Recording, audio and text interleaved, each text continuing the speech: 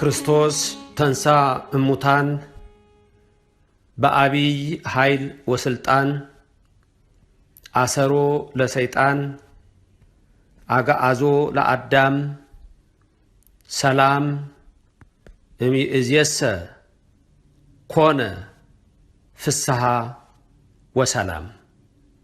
ደስታና ሰላም ሆነ ብሎ ሞትን ድል አድርጎ ለሁላችን የነገረን ኢየሱስ ክርስቶስ አሁን በልቡናችን ገብቶ ይኖርልን። በአብ ስም አምኜ አብን ወላዲ ብዬ፣ በወልድ ስም አምኜ ወልድን ተወላዲ ብዬ፣ በመንፈስ ቅዱስ ስም አምኜ መንፈስ ቅዱስን ሰራጺ ብዬ ሶስት መሆኑን በአካል በስም በግብር ብናገርም በእዘዝ በአገዛዝ በመለኮት ይናለም ፈጥሮ በማሳለፍና በመሳሰሉት በባህሪ በፈቃድ በህልውና አንድ አምላክ እግዚአብሔር ብዬ ዛሬ ዕለቲቱ ከትንሣኤ በኋላ ያለችው ረቡዕ ምን እንደምትባል ምን ተብላ እንደተሰየመች በቤተ ክርስቲያናችን ሥርዓት ያለውን አስታውሳለሁ። እግዚአብሔር አምላክ የምንሰማውን በልባችን ይጻፍልን። በያላችሁበት ሁሉ አሁንም የእግዚአብሔር ረድኤቱና ቸርነቱ ከሁላችሁ ጋር ይሁን። ዛሬ ረቡዕ አልዓዛር ተብሎ ተሰይሟል። ዕለተ ረቡዕ ለፍጥረት አራተኛ ቀን ነው። አልዓዛር የተባለው ሞቶ የነበረው ረቡዕ ቀን ነው። እንደገና ዛሬ እቺ ረቡዕ ናት። አልዓዛር ከመቃብር የተነሳው በአራተኛው ቀን ስለሆነ ዛሬ አራተኛዋ ቀን ረቡዕ ለትንሣኤ እሁድ 1 ሰኞ 2 ማክሰኞ 3 ረቡዕ 4 አልዓዛር ተብላ ተሰይማለች። እርግጥ የአልዓዛር ሞቱም ረቡዕ ቀን ነው። የተነሳው ግን ከሆሳዕና ፊት ባለች ቅዳሜ ነው። ታሪኩ የተጻፈው ከአራቱ ወንጌላውያን አንዱ በሆነው በቅዱስ ዮሐንስ ወልደ ነጎድጓድ ነው። የቅዱስ ዮሐንስ በረከት ረድኤቱ ከሁላችን ጋር ይሁን። በዮሐንስ ወንጌል ምዕራፍ 11 ላይ በቢታንያ የነበሩ የማርያምና የማርታ ወንድም አልዓዛር የሚባል ሰው የጌታ ወዳጅ እንዳለ ተጽፏል። የአልዓዛር ታሞ በነበረ ሰዓት ጌታችን መድኃኒታችን ኢየሱስ ክርስቶስን ደቀ መዛሙርቱ ከሱ ጋር እንዳሉ መልእክት ልከው ማርታና ማርያ ወይም ማርያም እባክህና የምትወደው አልዓዛር እነሆ ታሟል ብለውት፣ ጌታችን ኢየሱስ ክርስቶስ ግን የመጣው ከሞተ በኋላ ነው። በወንጌሉ እንደምትመለከቱት ዮሐንስ ወንጌል ምዕራፍ 11 ቁጥር 39 ላይ ስታዩ ማርያምና ማርታ ጌታ ሲመጣ አልዓዛር ሞቶ እንደውም ዛሬ 4 ቀን ሆኖታል ሲሉ እንመለከታለን። ዛሬ 4 ቀን ሆኖታል። ስለዚህ አራተኛዋ ቀን ረቡዕ 1 ለፍጥረት አራተኛ ቀን፣ 2 አልዓዛር የሞተባት፣ 3 የተነሳው በአራተኛ ቀን ስለሆነ መድኃኒታችን ኢየሱስ ክርስቶስ ሞትን ድል አድርጎ የተነሳው አምላክ እርሱ በዕለተ እሑድ ሲሆን እችን ረቡዕ የአልዓዛርን ትንሣኤ እናስብባታለን። ወንጌሉ ላይ እንደነገርኳችሁ መድኃኒታችን ኢየሱስ ክርስቶስ ትልቅ እኔ ነኝ ብሎ ከተናገራቸው የአምላክነቱን ነገር ከሚገልጹት አንዱ የተነገረው በዮሐንስ ወንጌል ምዕራፍ 11 ቁጥር 25 ላይ ነው።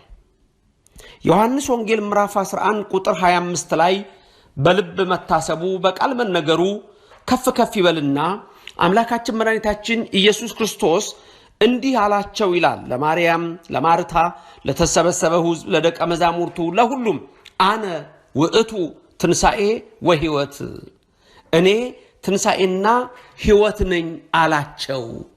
ትንሣኤና ሕይወት ነኝ የሚለውን የነገራቸው ኢየሱስ ክርስቶስ በቃሉ ምስጢሩ እኔ ራሴ ለትንሣኤ በኩር ነኝ ነው።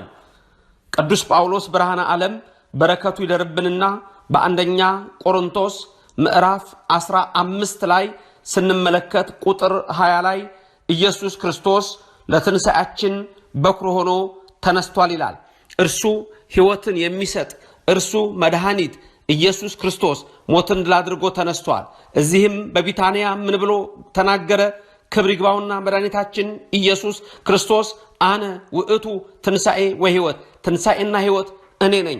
እውነቱን ነው፣ ማንም የለም። ኢየሱስ ክርስቶስ ብቻ ሞቶ ተነስቷል። ዓለማችን ላይ ብዙ የእምነት መስራቾች እናውቃለን። ሞተዋል፣ አልተነሱም። መቃብራቸው ከተገኘ አጥንታቸው በመቃብር ውስጥ ነው። የኛ አምላክ ኢየሱስ ክርስቶስ የድንግል ልጅ አብ ልጅ እርሱ ግን ሙስና መቃብርን በዕለተ ቀዳሚት አጥፍቶ እነሆ በሶስተኛው ቀን በዕለተ እሑድ ተነስቶልናል።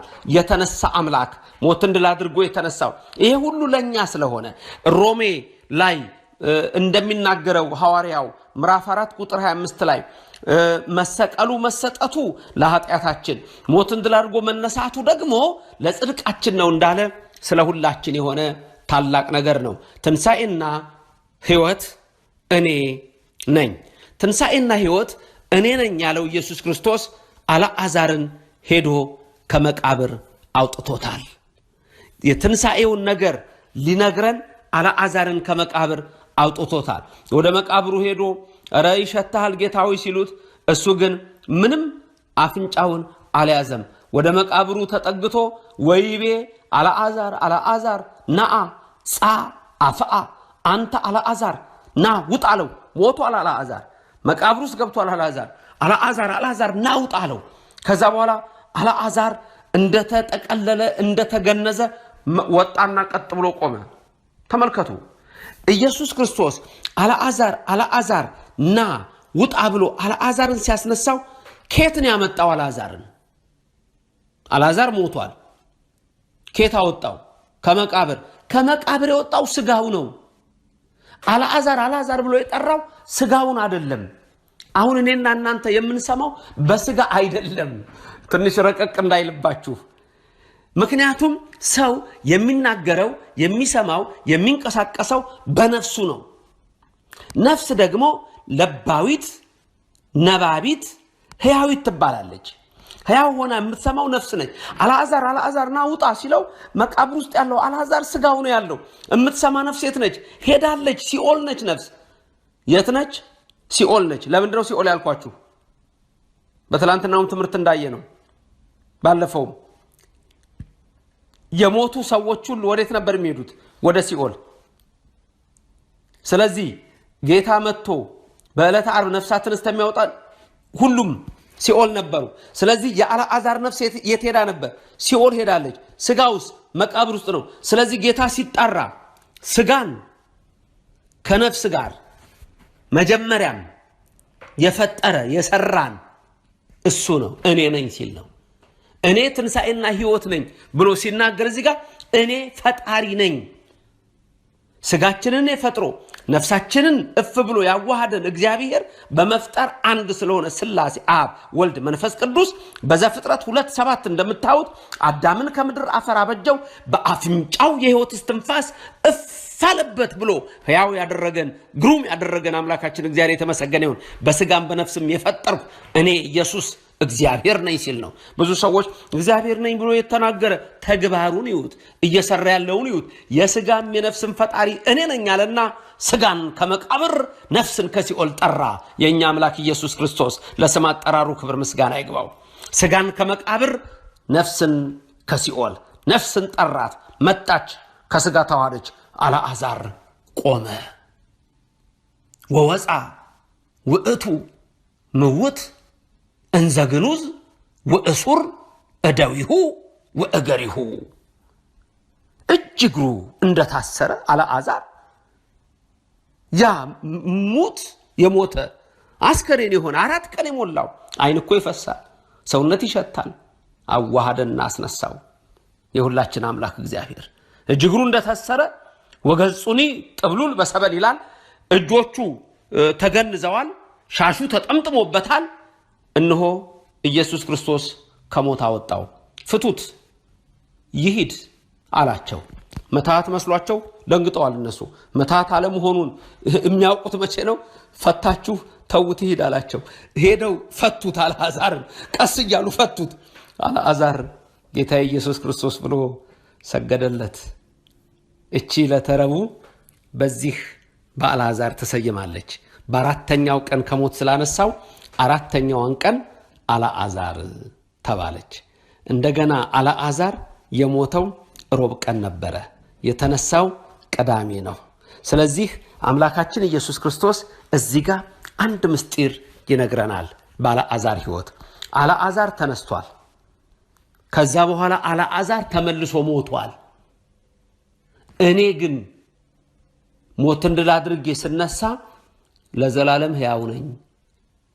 ይሄም ደግሞ ለእናንተ ስለሆነ ይሄው አልዓዛርን ከመቃብር አውጥቼ እንዳሳየኋችሁ እንዳስነሳሁት ሁላችሁም ስትሞቱ ገና እንዳትሞቱ አድርጌ አስነሳችኋለሁ። እንዴት ደስ ይላል! እንዳትሞቱ አድርጌ አስነሳችኋለሁ። ይሄ የሚበሰብሰው እንዳይበሰብስ አደርገዋለሁ። ይሄ መዋቴ የሆነውን ኢመዋቴ አደርገዋለሁ። ይሄ በውርደት ወደ መቃብር የሚዘራውን እኔ በክብር አስነሳዋለሁ። ይሄ በድካም የሚዘራውን እኔ በኃይል አስነሳዋለሁ ብሎ መድኃኒታችን ኢየሱስ ክርስቶስ ይህንን ድንቅ ነገር ሰራልን። አነ ውእቱ ትንሣኤ ወሕይወት፣ እኔ ትንሣኤና ሕይወት ነኝ። እኔ ትንሣኤና ሕይወት ነኝ። አምላካችን ኢየሱስ ክርስቶስ ምን ያላደረገልን ነገር አለ? አልዓዛር በብሉይ ሥጋውን የተነሳው፣ እኛ ሞተን ሳስነሳችሁ ግን በሐዲስ ሥጋ በማይበሰብስ አስነሳችኋለሁ። አልዓዛር ሲነሳ እንደገና ተመልሶ ይሞታል። ወደፊት ትንሣኤ ዘጉባኤ ላይ ሳስነሳችሁ ግን ተመልሳችሁ አትሞቱም። ልጆቼ የዘላለም ሕይወት ልሰጣችሁ መጥቻለሁ። አነ ውእቱ ትንሣኤ ወሕይወት፣ እኔ እኮ ትንሣኤና ሕይወት ነኝ አለ ኢየሱስ ክርስቶስ። ስለዚህ እናንተ ክርስቲያኖች፣ የኦርቶዶክስ ልጆች፣ የተዋህዶ ልጆች ወይም ሌሎችም እየሰማችሁ ያላችሁ ይህን ረቂቅ ምስጢር የኢየሱስ ክርስቶስ ቅዱስ ወንጌል በልባችን ይጻፍልን። ስለዚህ አራተኛዋ ቀን እሁድ፣ ሰኞ፣ ማክሰኞ፣ እቺ ረቡዕ ደግሞ አልዓዛር ተብላ ተሰይማለች። ስለዚህ የሥጋም የነፍስም ፈጣሪ ኢየሱስ ክርስቶስ ነው። ሥጋችንንም እንደገና ከመቃብር አውጥቶ በትንሣኤ ዘጉባኤ ከነፍሳችን ጋር ያዋሃዳል። እንደ አልዓዛር የምንነሳባት ግን ደግመን የምንሞትባት ሳይሆን ለዘላለም ሕያው የምንሆንበትን ነው። አምላካችን እግዚአብሔር ከሰማየ ሰማያት ወረደ፣ ከድንግል ማርያም ተወለደ፣ በ30 ዘመኑ ተጠመቀ፣ 3 ዓመት ከ6 ወር አስተምሮ በቀራንዮ አደባባይ ስለ ሁላችን አምላካችን ነፍሱን ሰጠ። ነፍሳትን ከሲኦል አውጥቶ በዕለተ እሑድ በታላቅ ግርማ ተነሳ። ዕለተ እሑድ ዕለተ ትንሣኤ፣ ዕለተ ሰኞ ዕለተ ማዕዶት፣ ዕለተ ሰሉስ ማክሰኞ፣ ዕለተ ቶማስ፣ ይቺ ደግሞ ፀሐይ ጨረቃ የተፈጠሩባት ዕለት ዕለተ ረቡዕ አራተኛዋ ቀን፣ በአራተኛዋ ቀን የተነሳ አራተኛዋ ቃል ላይ የሞተ የአልዓዛር ምሳሌ ሆና ተነገረች። አምላካችን ዛሬ ኃጢአታችን አይሸተውም። እኛን የሞትነውን ሊያነሳ መጥቷል። እኛ በመከራ ያለነውን ሊያወጣ መጥቷል። ይሄ ድምፅ የሚሰማችሁ የኢየሱስ ክርስቶስ ልጆቹ፣ የድንግል ማርያም የጸጋ ልጆች እናንተ ሁላችሁ ምን አይነት አባት እንዳላችሁ እዩ።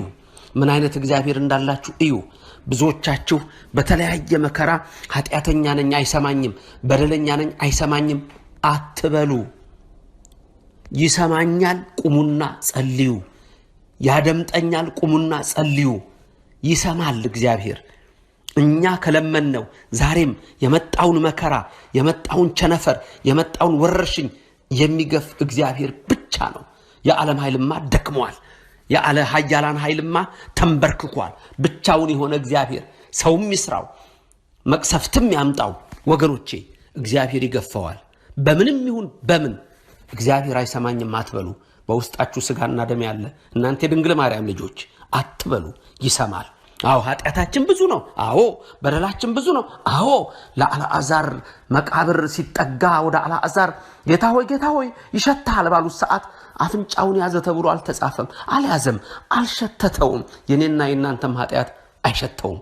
ከሞት ሊያነሳን ይመጣል ከመቃብር ሊያነሳን ይመጣል በሁሉም ነገር እኔም ማስተምራችሁ እግዚአብሔር ደግ መሆኑን ብቻ ነው የምነግራችሁ ሌላ ነገር አይደለም የምነግራችሁ ደግ መሆኑን ነው የምነግራችሁ አንድ ነገር ላይ ግን ጥንቃቄ አድርጉ ምንድነው የምትበሉት ምንድነው የምትጠጡት መልካም የምትበሉትን የምትጠጡትን ታውቃላችሁ የምትሰሙትስ ምንድነው ለልባችሁ የምትሰጡት ለአይምሮአችሁ የምትሰጡት ለነፍሳችሁ ምንድነው የምትሰጧት ጽኑ የእግዚአብሔር ቃል በዕለት ዕለት አንብቡ የእግዚአብሔር ቃል ስሙ የሰማችሁትንም ለሌላው ትውልድ አድርሱ አራተኛው ቀን አልዓዛር ትባላለች አልዓዛርን ከሞት ያነሳ እኛንም ከሞት ያንሳን ከምንፈራው ነገር ይሰውረን ይህን ድምጽ ሰማችሁ የእናንተ ድርሻ ደግሞ እኔ ለእናንተ ካስተማርኳችሁ እናንተ ደግሞ ሌላው ትውልድ ሁሉ ይሄንን ቃል እንዲያገኘው